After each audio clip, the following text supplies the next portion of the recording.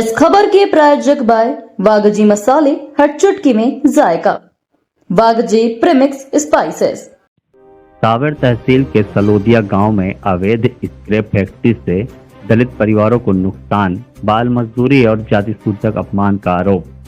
ललिताबाई सलोदिया गांव सावर तहसील इंदौर ने बताया कि उनके दलित परिवार की खेतों की जमीन पर अवैध रूप से संचालित एक स्क्रैप फैक्ट्री के कारण भारी नुकसान हो रहा है। फैक्ट्री से उड़कर आने वाला स्क्रैप उनके खेतों में फैलता है, जिससे फसल उत्पादन असंभव हो गया है। फैक्ट्री की बाउंड्री वाल न होने के कारण यह समस्या गंभीर है। इसके अलावा फैक्ट्री के बाहर लगे ट्रांसफार्मर के नीचे स्क्रैप का ढेर आगजनी का खतरा पैदा करता है, जो एक बड़ी दुर्घटना का कारण बन सकता है। लताबाई और मायाबाई ने आरोप लगाया कि फैक्ट्री संचालक रूबी पतिदेव उनकी शिकायतों पर ध्यान नहीं देते और दलित परिवारों को जातिगत शब्दों से अपमानित करती है।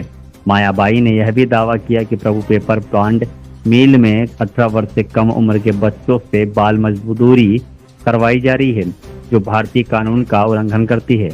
ललिताबाई और मायाबाई ने माननीय मुख्यमंत्री डॉक्टर मोहन यादव और शासन प्रशासन से इस मामले में न्याय की गुहार लगाई है, ताकि अवैध फैक्ट्री पर कार्रवाई हो, बाल मजदूरी रोकी जाए और उनके खेतों को हो रहे नुकसान का समाधान हो।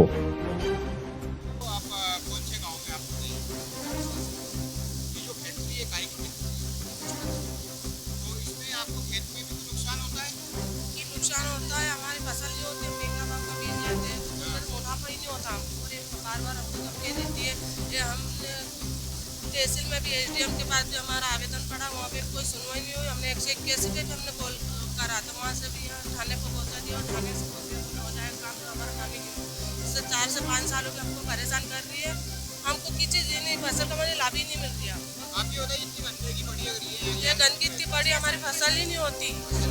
हाँ, और ट्रांसफार्मर भी है घातक। इसका कोई लाइसेंस भी है सर। हमको जहाँ जाते हैं, जहाँ हमको डरा रखा के भगा देते हैं।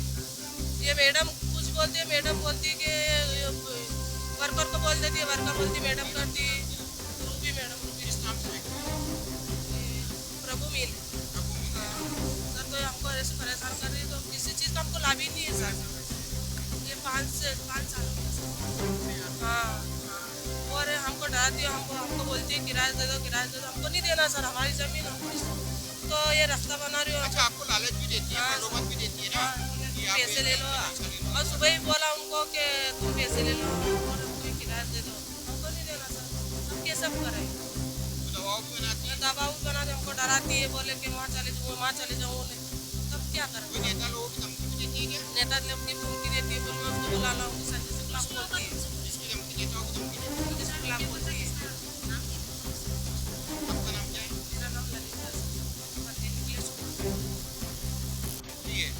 हमारा ट्रांसफार्मर लगा हुआ है बिजली का, तो करंट अगर आ जाए, कुछ लोग मर जाए, बच्चे और गाँव के वासी मर जाए, कोई तो सर हमने बहुत समझाया, हमको तो समझती नहीं है। क्या समझाया, समझाते ये धन के बाउंड्री वाल भी नहीं करी। नहीं करी सर, करी थी इसलिए बहुत परेशान कर बिल्कुल भी नहीं करती है सर। ये गंदगी पड़ी रहती ऐसी गंदगी रखती रहती है और बोलते जाते हैं जाओ तुम जिसको बुला लेके आओ, अभी कुछ भी नहीं होगा बोले तो। कोरोना की महामारी हुई थी, तो बीमारी होने का भी डर है गाँव में। नहीं सर, वो तो समझती है, वो तो समझती नहीं है। हमने बहुत समझाया, वो समझती नहीं है। वो डर है मेरी, वो समझती नहीं है उससे बातें।